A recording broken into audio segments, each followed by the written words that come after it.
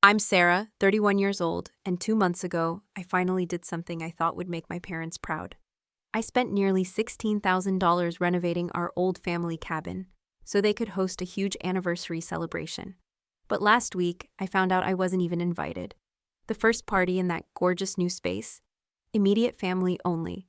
And apparently, that doesn't include me. The worst part? They planned it that way from the start. Before I tell you how I confronted them, let me know in the comments where you're tuning in from. And if you've ever felt taken for granted by your own family, hit that like button and subscribe. Trust me, you'll want to hear how the story ends. Growing up in a quiet suburban town just outside Seattle, life was pretty straightforward. My parents, John and Eleanor Davies, were good people, hardworking, and they always had high expectations for my brother, Alex, and me. From a young age, I was the responsible one, the achiever. My report cards were always stellar, my bedroom walls adorned with academic awards. I wasn't the most outgoing kid, but I was smart, determined, and I thrived on making my parents proud. My educational journey was built on sheer grit. I studied late into the night, juggled part-time jobs, all to save for college. Earning a full scholarship to the University of Washington was a moment of immense pride for me, and for them it seemed a quiet confirmation of what they'd always expected. I graduated with honors in marketing, stepping straight into an entry-level position at a respected firm in downtown Seattle. The financial relationship with my parents began subtly shifting when I landed that first real job at 22. Even though I was just starting out, making barely enough to cover my own expenses in a city like Seattle, they quickly started to see me as a resource. It began small, chipping in for an unexpected car repair, covering a few months of property taxes when things were tight, or taking care of a deductible after my dad's emergency appendectomy. I never complained. They had given me so much. This was how I showed my gratitude. What started as profuse thanks gradually evolved into casual acknowledgement, then insidiously into expectation. When Alex, 3 years my junior, needed help covering his independent music school tuition, I stepped up. When their old boat engine gave out, I provided the down payment for a new one. Each time, the sense of appreciation seemed to diminish. Alex, my brother, was always the favorite, though no one would ever admit it. He was more outgoing, more willing to challenge our parents, less concerned with the relentless pursuit of achievement, and more focused on simply living life.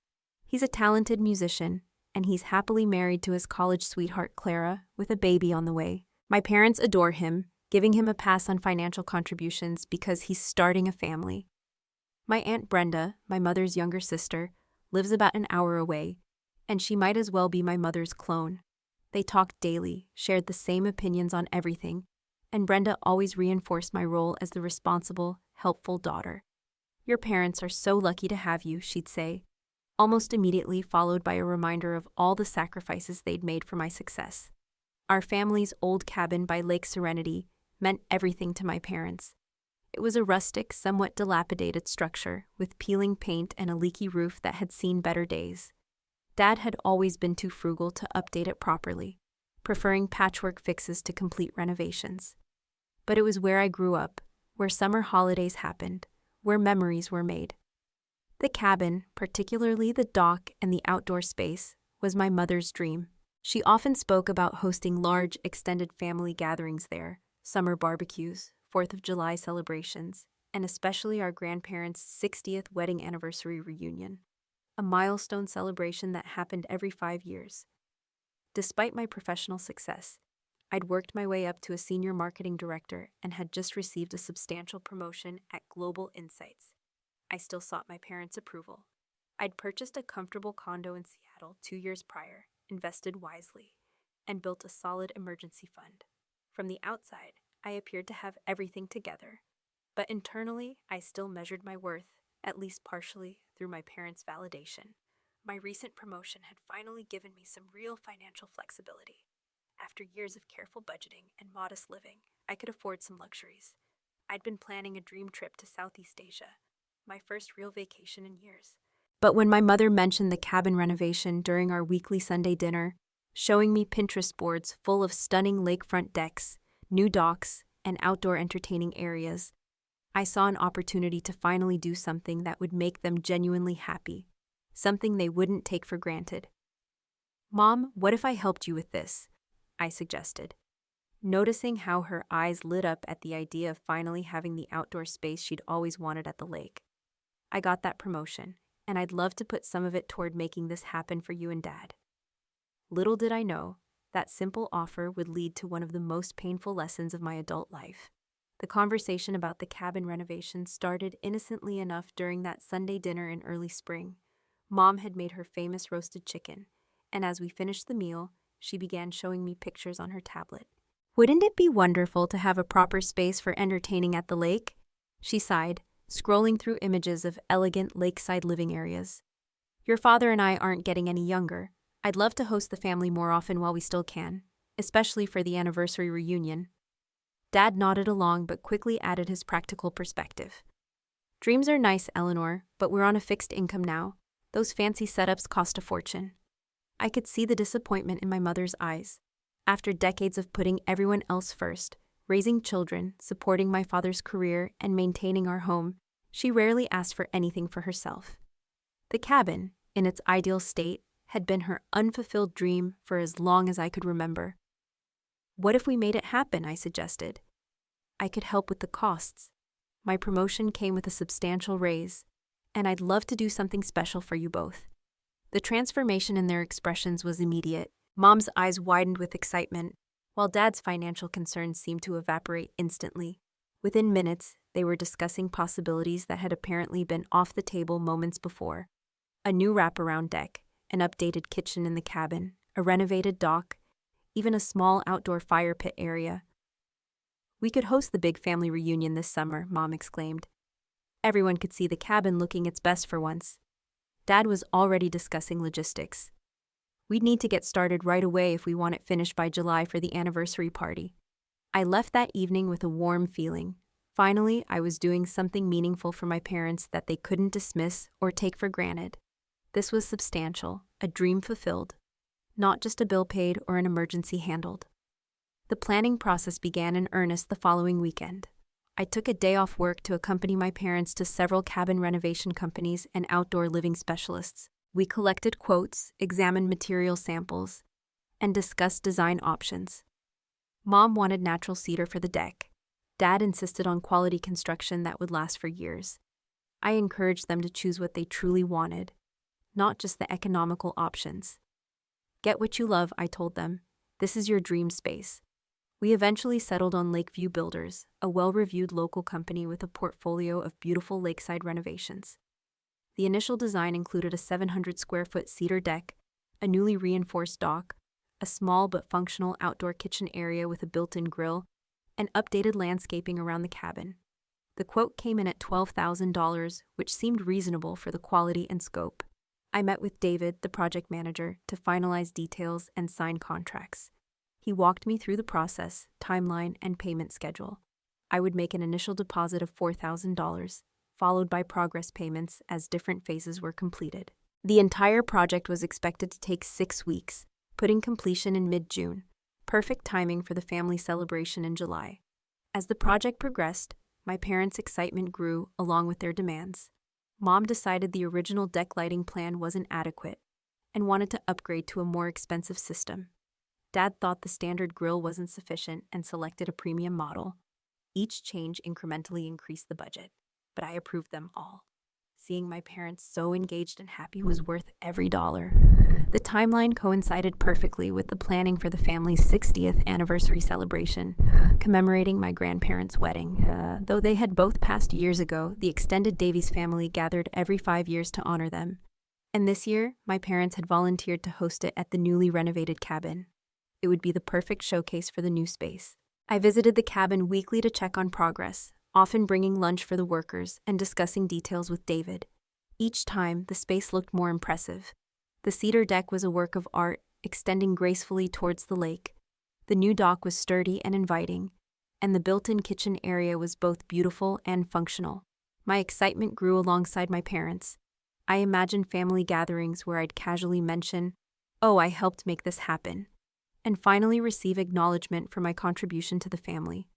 Perhaps this substantial gift would change the dynamic, showing that I wasn't just the reliable daughter they could call for financial help, but someone whose generosity deserved recognition and inclusion. But even during these visits, I noticed concerning signs. Sometimes I'd arrive to find Aunt Brenda there, discussing plans for the anniversary celebration with my mother. They would quickly change the subject when I approached. When I asked direct questions about the party, answers were vague. "We're still figuring out details," or "nothing's finalized yet." I dismissed my concerns. After all, I was busy with work, often putting in 60-hour weeks while still making time for the renovation project. They were probably just avoiding burdening me with planning responsibilities, I rationalized. I couldn't have been more wrong. As May turned to June, the renovation transformed the once neglected cabin exterior into a magazine-worthy lakeside oasis. Each week revealed new progress: the cedar deck completed, the new dock installed, landscape plantings taking shape around the perimeter. I took pride in seeing my financial contribution creating something beautiful and lasting. My weekly visits became a ritual. I'd arrive on Saturday mornings with coffee for everyone, inspect the progress, and discuss any adjustments with David. The workers knew me by name and appreciated the donuts I often brought along. It felt good to be involved, to watch this gift taking physical form. "Your parents must be thrilled with what you're doing for them," David remarked one morning as we reviewed the dock installation. "Not many children would invest this much in their parents' home." I beamed with pride. "They've done so much for me. It's nice to give something back." The family anniversary celebration became a frequent topic at Sunday dinners. My mother would mention calls with relatives, discussing who would be attending and from how far they'd travel. "Cousin Emily is coming all the way from Colorado," she'd say, and Uncle Mike confirmed yesterday. We haven't seen him in years. Whenever I asked about specific plans, the menu, schedule, or how I could help, the answers became increasingly evasive. "Don't worry about those details," Mom would say. "You're doing enough with the cabin. We don't want to burden you with planning too." One Sunday, I arrived to find Alex and his wife Clara already there. They quickly changed the subject when I entered the kitchen, and I caught the tail end of something about seating arrangements. "What about seating arrangements?" I asked casually. "Oh, nothing important," Mom replied. "Just thinking about the anniversary party logistics." Later, I pulled Alex aside. "Is everything okay? I feel like I'm being left out of the party planning." My brother looked uncomfortable, avoiding eye contact. "I'm sure they're just trying not to stress you out. You know how Mom gets with these events, very particular." But the pattern continued. I'd overhear phone conversations that abruptly ended when I entered a room. My parents became secretive about their planning notebook, closing it when I approached. And Brenda was at the cabin more frequently, and she and my mother would exchange glances when certain topics arose. Meanwhile, the project costs continued to climb. The original $12,000 estimate had already increased to just over $14,000 with the upgrades and changes. Then my mother decided she wanted additional landscaping, flowering shrubs, and perennial beds to soften the new deck. "It looks too bare with just the wood," she explained. "We need color and texture." This addition pushed the budget to $14,800, but I approved it without hesitation.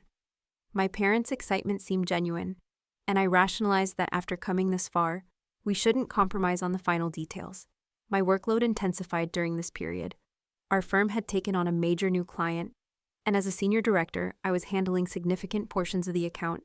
14-hour days became normal, yet I still made time for the renovation project, answering calls from contractors and making decisions about materials when needed. One evening, exhausted after a particularly grueling day, I received a text from my mother with yet another upgrade request: specialty outdoor furniture for the new deck that would add nearly $1,000 to the already expanded budget.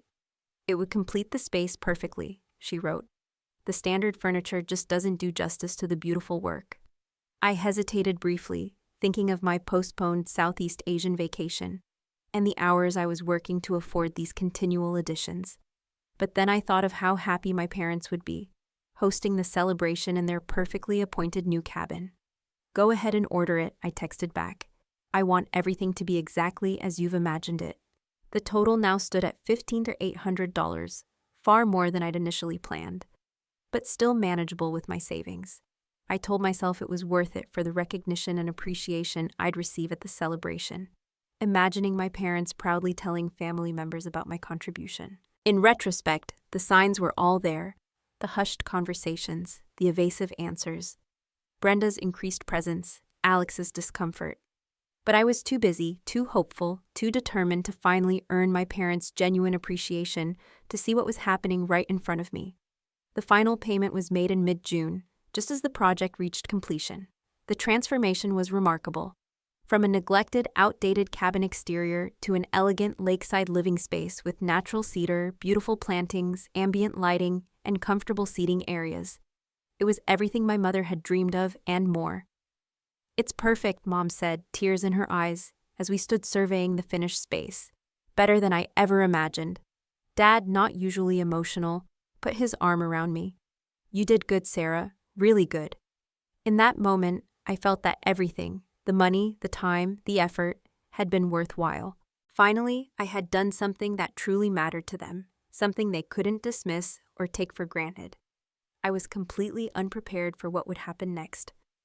The cabin renovation was completed on a Thursday in mid-June, just 3 weeks before the planned family anniversary celebration. The final walkthrough with David from Lakeview Builders confirmed that everything was perfect, from the cedar deck to the new dock, from the ambient lighting to the lush new plantings surrounding the space. I stood in the center of this transformed area, feeling a profound sense of satisfaction. For once, I had provided something meaningful to my parents, not just financial assistance for necessities or emergencies, but something that brought beauty and joy to their lives. The $15,800 investment seemed entirely worthwhile when I saw my mother's face as she explored every detail of her new outdoor oasis. "I can't believe this is our cabin," she kept saying, touching the smooth cedar of the deck posts, adjusting the new outdoor cushions, admiring the way the plantings varied in color and texture. "It's like something from a magazine." Even my father, typically stoic about home improvements, seemed genuinely pleased. "Solid work," he commented, inspecting the construction with approval. "This will last for years." I left that evening feeling closer to my parents than I had in a long time. The project had created a bond, a shared experience of watching something beautiful take shape. I imagined the upcoming family celebration, relatives gathering in this gorgeous new space, my parents proudly telling everyone how their successful daughter had made it all possible. The betrayal came 2 days later, on Saturday morning. I was enjoying a rare leisurely breakfast at my condo, savoring good coffee and scrolling through emails, when my phone rang. Seeing Aunt Brenda's name, I answered without hesitation. "Sarah, honey," she began, her voice casual. "I wanted to check about the guest list for the anniversary dinner. Your mom mentioned you might be bringing someone." "No," I replied, confused.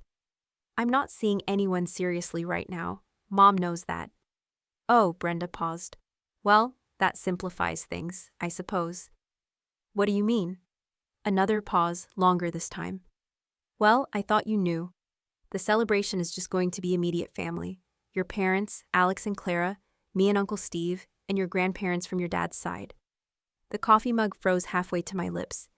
"What are you talking about? This is the family reunion. Everyone's coming." "Oh no, honey. That's in September at the main family lodge. This is just a small dinner to mark the actual anniversary date. Very intimate." My mind raced, trying to process this information. But the cabin renovation? It was specifically for hosting the family celebration in July. That's what we've been planning for months. "Well, yes, they'll certainly use the new cabin for that too, but the July dinner is just immediate family. I assumed you knew. You're so busy with work. And your parents didn't want to burden you with attending something so small when you've already done so much with the renovation." The realization hit me like a physical blow. I wasn't invited. I had spent over $15,000 creating a beautiful entertainment space for a celebration I wouldn't be attending. "So let me get this straight," I said slowly, my voice strangely calm despite the storm building inside me. "I've paid for the entire cabin renovation so my parents can host a family dinner that I'm not invited to?" "Oh, Sarah, when you put it that way, it sounds terrible. Of course, they appreciate everything you've done. It's just that with Alex and Clara expecting and the grandparents getting older, they wanted something very small. I'm sure they meant to tell you. Maybe they assumed I had already mentioned it." "How long have you known about this immediate family-only plan?" I asked. My voice now tight with controlled anger. Aunt Brenda hesitated. "Well, since they started planning it a couple of months ago, I suppose." The timeline was clear. They had known from the beginning, even before I offered to fund the renovation. My parents had deliberately kept me in the dark while accepting thousands of dollars for a space they planned to enjoy without me. "I have to go," I said abruptly. "Sarah, honey, don't be upset. I'm sure your parents meant to." I ended the call. For several minutes, I sat motionless at my kitchen island, the revelation washing over me in waves. Every evasive answer about party details, every hushed conversation that stopped when I entered the room, Alex's discomfort when I asked direct questions. It all made sense now.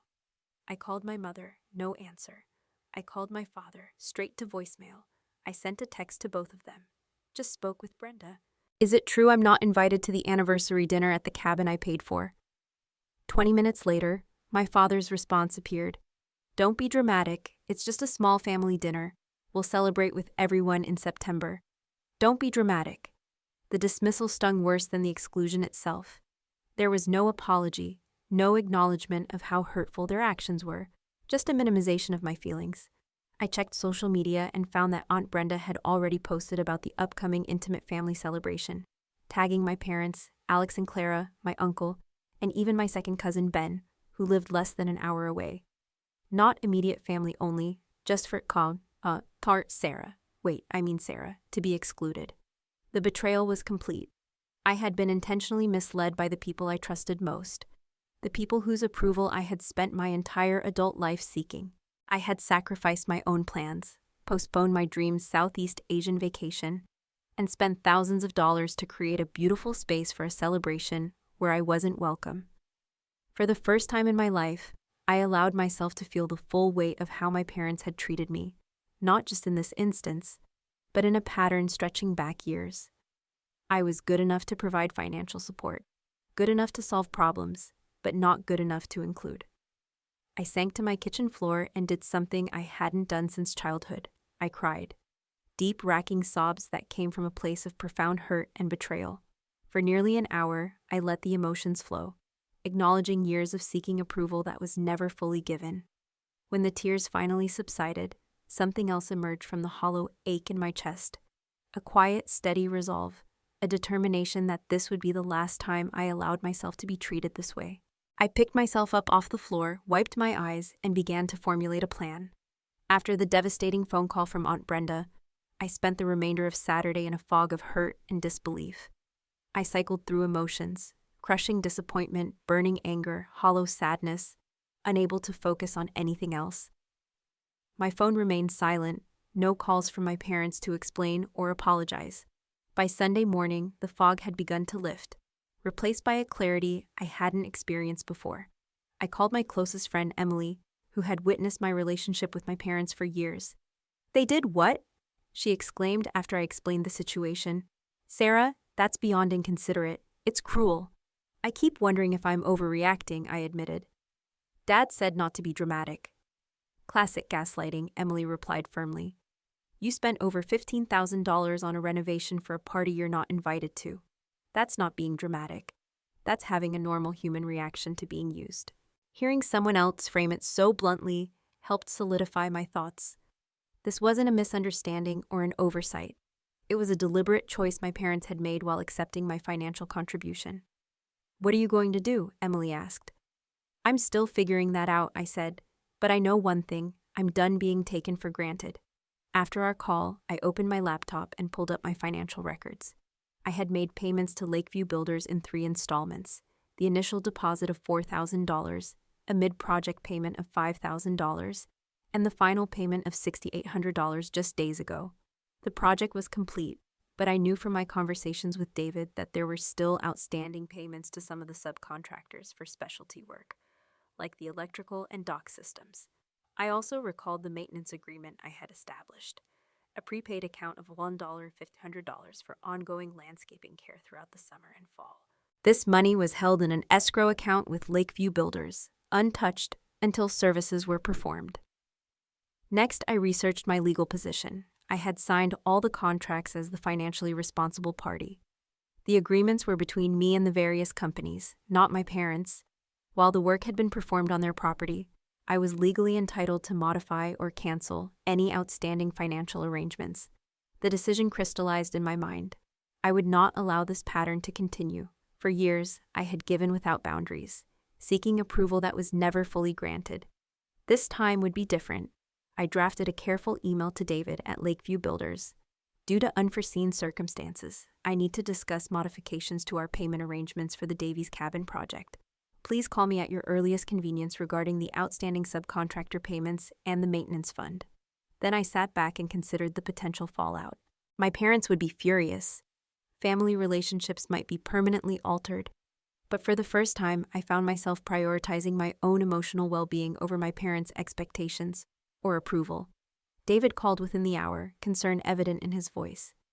"Is there a problem with the work, Sarah? I thought everyone was pleased with the final result." "The work is perfect," I assured him. "This is a personal matter. I need to know what payments are still pending and whether they can be canceled." David hesitated, but explained that the final electrical and dock payments, totaling about $2,000, were scheduled to process on Monday. Additionally, the maintenance fund of $4,500 was held in a separate account. "I need to cancel those pending payments and freeze the maintenance fund," I said, my voice steady. "Can that be arranged?" After some discussion of logistics, and a brief explanation that this was due to a family disagreement rather than dissatisfaction with the services, David reluctantly agreed to hold the payments. He would need written confirmation from me, which I promised to send immediately. "The maintenance fund can be frozen, no problem," he added. "Those services haven't started yet." I thanked him for his understanding and ended the call. Within minutes, I had drafted and sent the official request to cancel the pending payments and freeze the maintenance fund. A total of $3,500 would not be released. Next, I composed a brief factual text to my parents. "I've canceled the remaining contractor payments and frozen the maintenance fund for the cabin. Since I'm not considered immediate family for the celebration, I no longer wish to financially contribute to it. We should talk when you're ready to have an honest conversation."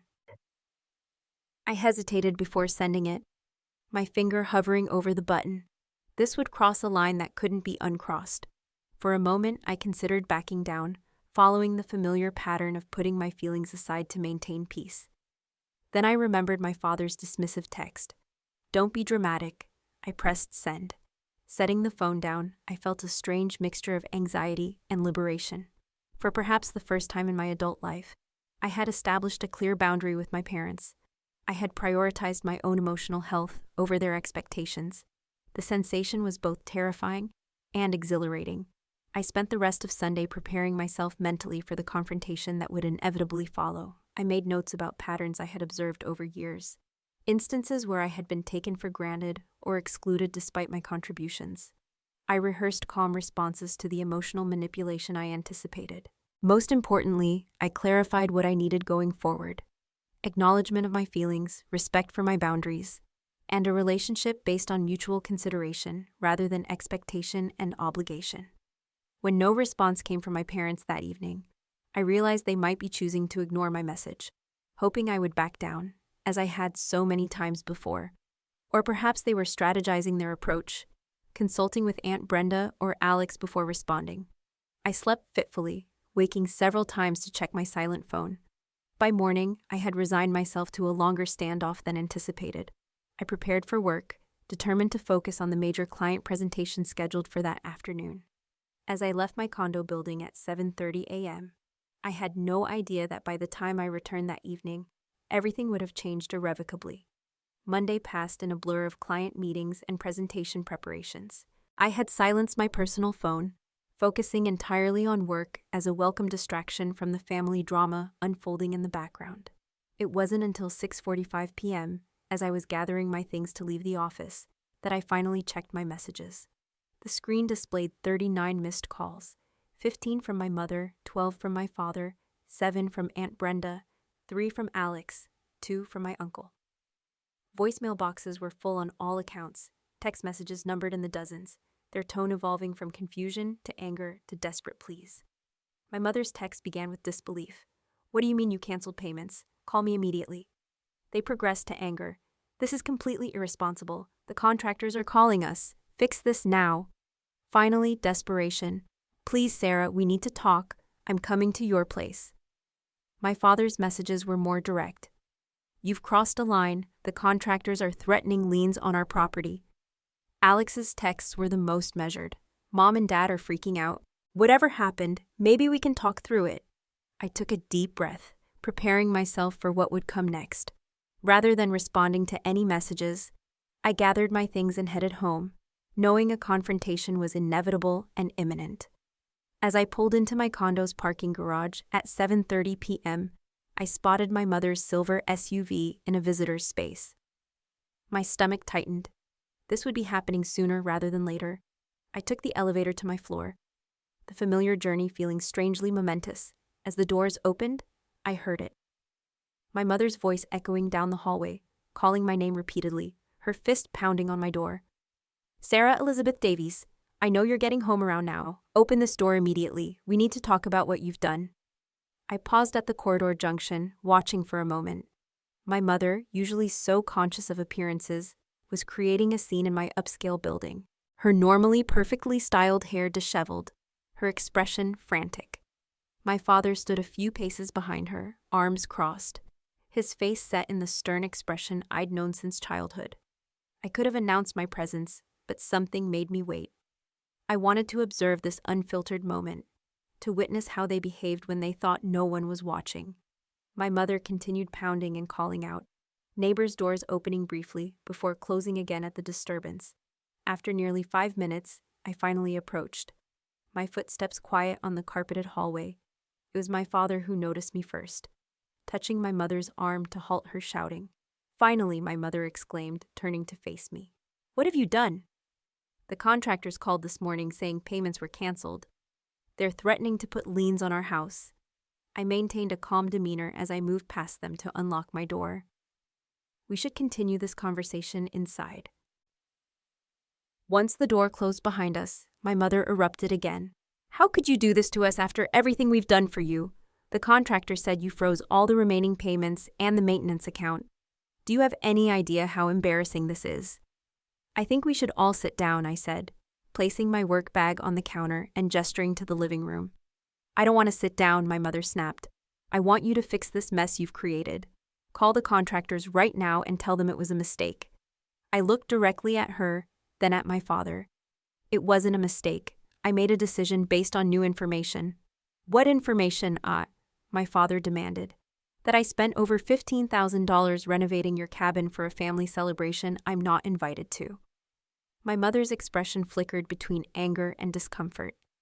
"Did Brenda call you? This is ridiculous. It's just a small dinner, not the main event."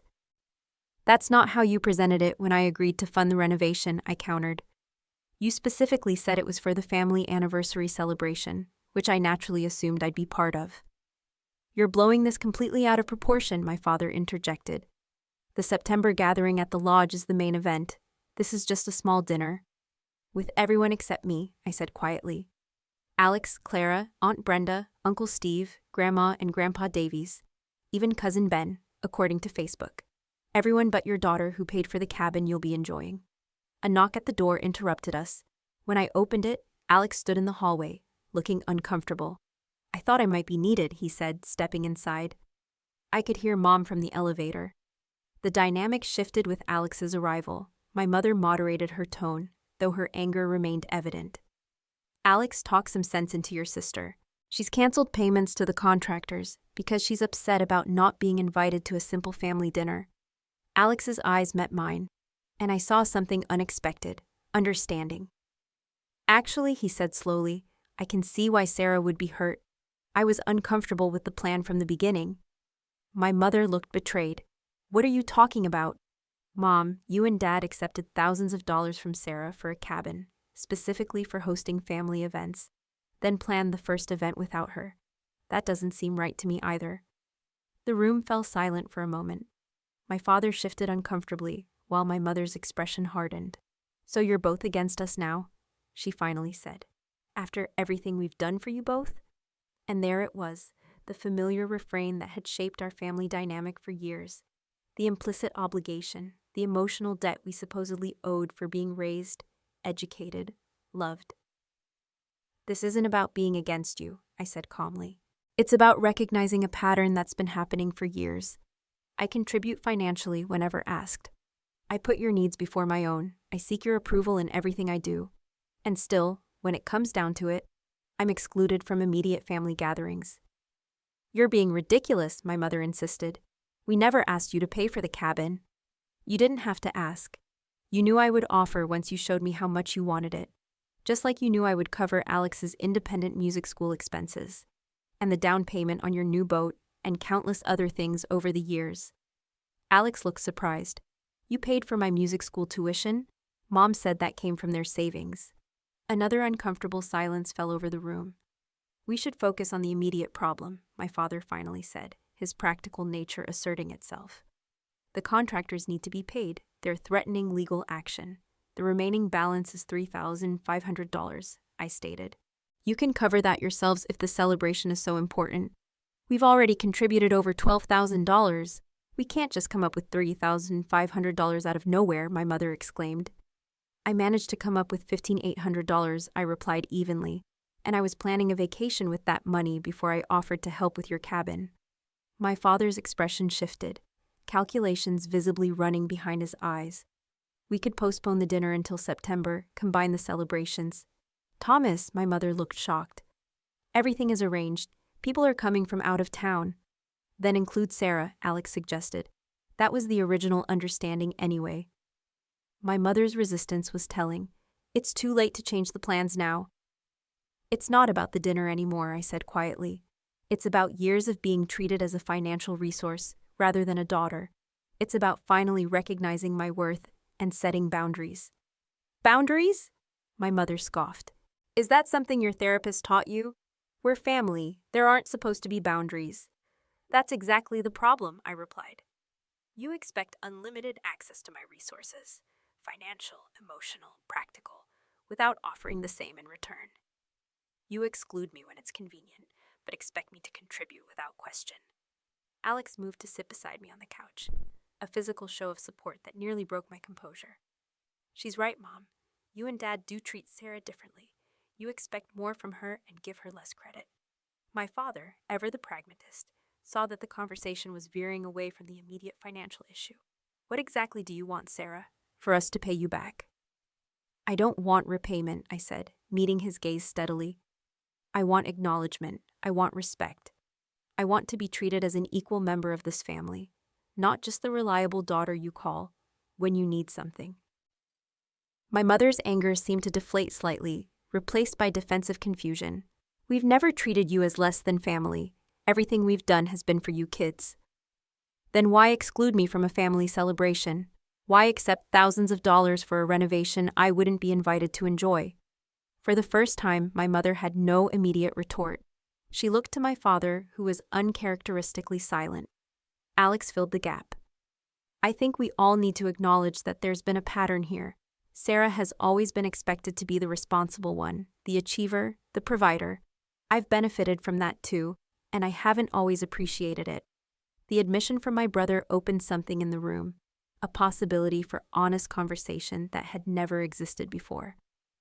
I don't want to damage our family, I said, my voice softer now. But I can't continue in the same pattern. I need things to change. My father, ever practical, finally spoke. What specifically needs to change, Sarah? It was the first time he had asked what I needed, rather than telling me what was expected. I need my feelings to be considered.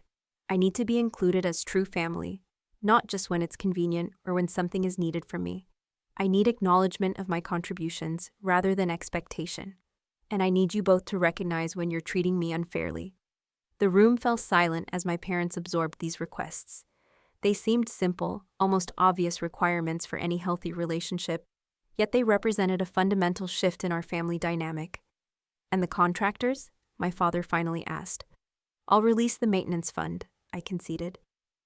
But the final payment should come from you. Consider it your investment in the celebration you're planning. My mother started to protest, but my father placed a hand on her arm, silencing her. That seems fair, he said, surprising everyone in the room. We should have been transparent about the celebration plans from the beginning. It wasn't a full acknowledgement of the larger pattern, but it was a start. Perhaps the first time my father had conceded any wrongdoing in my adult life. As the confrontation wound down, tentative plans were made. My parents would cover the remaining contractor payments. The celebration would be reconsidered. though no firm commitments were made about my inclusion. But something fundamental had shifted. For the first time, I had stood my ground without backing down, and my family had been forced to listen. As they prepared to leave, Alex hugged me tightly. "I'm proud of you," he whispered. "This has been a long time coming."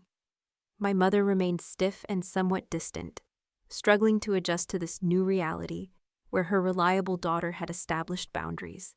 My father, ever practical, seemed to be calculating the implications of this new family dynamic.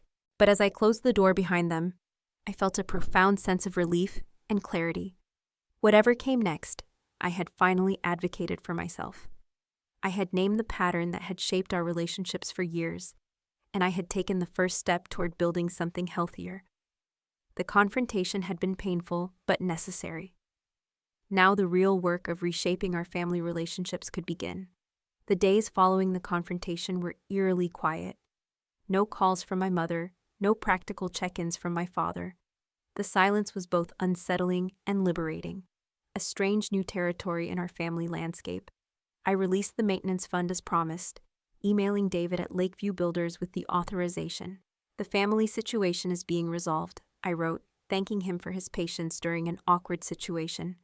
His reply was professional but warm, expressing hope that everything would work out. 3 days of silence stretched into a week. I focused on work, putting my energy into finalizing the major client presentation that had been overshadowed by family drama. My team's proposal was accepted, bringing a significant new account to our firm and earning me recognition from senior management. In the past, I would have immediately called my parents with the news. This time, I celebrated with colleagues instead, enjoying dinner at an upscale restaurant where we toasted success without family complications. The first contact came unexpectedly from Alex, who invited me to lunch the following Saturday. We met at a quiet cafe near my condo, the kind of place where conversations could happen without interruption. "How are you holding up?" he asked once we were seated. "Better than expected," I admitted. "It's strange not having the usual family check-ins, but also peaceful." Alex nodded. "They're struggling with it, Mom especially. I don't think she's ever had to consider your perspective before." "Have they said anything about the celebration?" "That's partly why I wanted to meet," Alex said, looking uncomfortable. "They've postponed it. Dad told everyone there were landscaping issues that needed to be resolved." I couldn't help but laugh at the irony. Well, he's not wrong. "Listen, Sarah," Alex leaned forward, his expression serious. "I need to apologize for my part in all this. I've known for years that they treat us differently, and I've benefited from it without ever acknowledging it. Even with the tuition, I had no idea you covered my senior year." His sincerity touched me. "You were just filling the role assigned to you, same as I was." "Maybe, but I could have spoken up sooner. I'm sorry it took this blow-up for me to support you." This unexpected alliance with my brother felt like the first positive outcome of the confrontation. A relationship based on mutual understanding rather than prescribed family roles. We talked for nearly 2 hours, comparing experiences growing up under our parents' different expectations. Alex admitted feeling less pressure to achieve, but more dismissed when he did accomplish something. I confessed the exhaustion of being the reliable one, always putting family needs before my own. "They're not bad people," Alex concluded as we prepared to leave. "Just set in patterns they've never had to examine." "I know," I agreed. "I don't want to lose my relationship with them. I just need it to be healthier." The first direct contact from my parents came the following day. A text from my father asking if we could meet at their house to discuss things calmly. I agreed, suggesting Sunday afternoon. Driving to my parents' home felt like visiting a familiar place that had somehow been fundamentally altered. The house looked the same, blue siding, white trim, neatly maintained lawn. But my relationship to it had changed. My father answered the door, his greeting awkwardly formal. "Sarah, thanks for coming." He led me through to the kitchen, where my mother sat at the table, her posture stiff, eyes revealing evidence of recent tears. "Would you like something to drink?" he offered. "I'm fine, thanks." An uncomfortable silence settled over the kitchen. Through the window, I could see the newly renovated cabin space, beautiful, complete, and the source of our current estrangement. My father finally broke the silence. "We've been doing some thinking since our discussion at your place." I waited, allowing him to continue without jumping in to ease the discomfort, as I normally would have. "I want to apologize," he said, the words clearly difficult for him. "Not including you in the celebration while accepting your financial contribution was wrong. I should have seen that." The directness of his apology surprised me. My father rarely admitted error, preferring to move past conflicts without addressing them directly. "Your mother and I have talked at length about the patterns you mentioned. I can't say we agree with everything you said, but we recognize that we've perhaps taken your generosity for granted." My mother remained silent, her eyes fixed on her clasped hands. "Mom," I prompted gently. She looked up, her expression a mixture of hurt and confusion. "I don't understand why you're so angry. Everything we've ever done was for you and Alex. We never asked you to give us money." "You didn't have to ask directly," I explained. "The expectation was clear, and I wanted to help. That's not the issue. The issue is being treated as a resource rather than a daughter, being excluded from a family event after contributing so much to make it possible." "We didn't mean to hurt you," she insisted.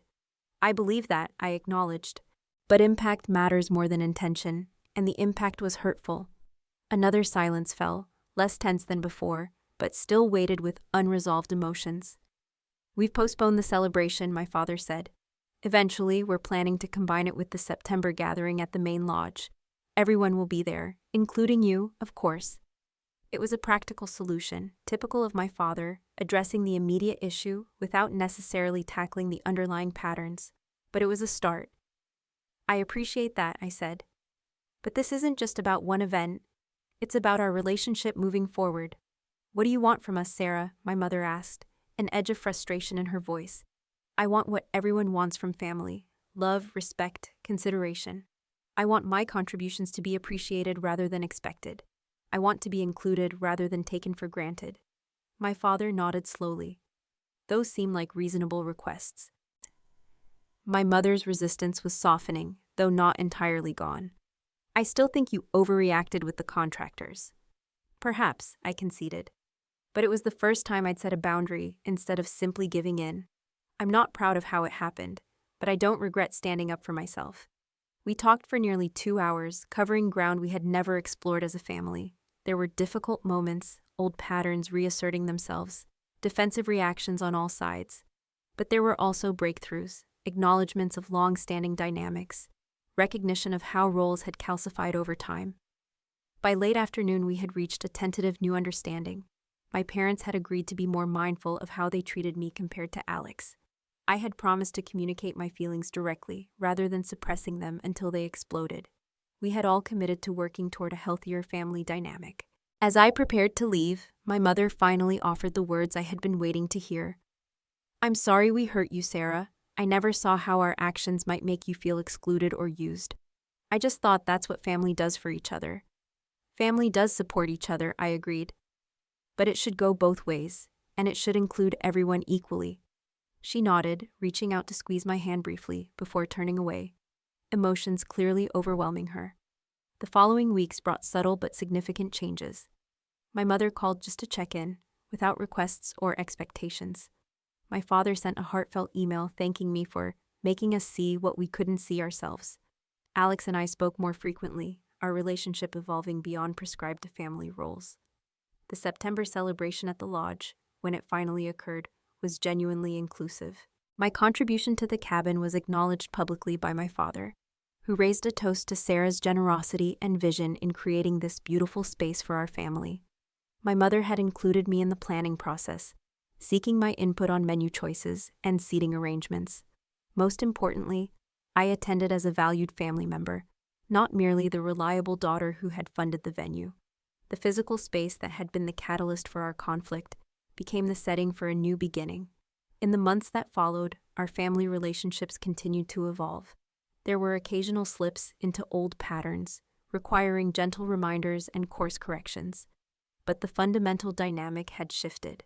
I had established boundaries that were increasingly respected. My parents had begun to see me as an adult with legitimate needs and feelings, rather than simply a resource to be called upon. For my part, I learned that standing up for myself didn't have to mean cutting ties or creating permanent rifts. It meant having difficult conversations, weathering uncomfortable emotions, and committing to building healthier relationships on the other side. The Southeast Asian vacation I had postponed finally happened the following spring, a gift to myself for having the courage to change long-standing family patterns. From a cafe in Paris, I sent my parents a postcard with a simple message. "Thank you for learning and growing with me. Love, Sarah." The journey wasn't over. Family dynamics built over decades don't transform overnight. But we had taken the crucial first steps towards something healthier, more balanced, and ultimately, more loving. As I reflect on this experience, I realize that sometimes the most profound gifts we can give ourselves are boundaries, self-respect, and the courage to disrupt unhealthy patterns, even when it's uncomfortable. True family means mutual respect, consideration, and love, not one-sided giving or taking for granted. Have you ever had to establish boundaries with family members who took you for granted? How did you handle it, and what was the outcome? Please share your experiences in the comments below, and don't forget to like, subscribe, and share this video if my story resonated with you. Remember, setting healthy boundaries isn't selfish. It's necessary for authentic relationships to flourish. Thank you for listening to my journey, and I wish you courage in yours.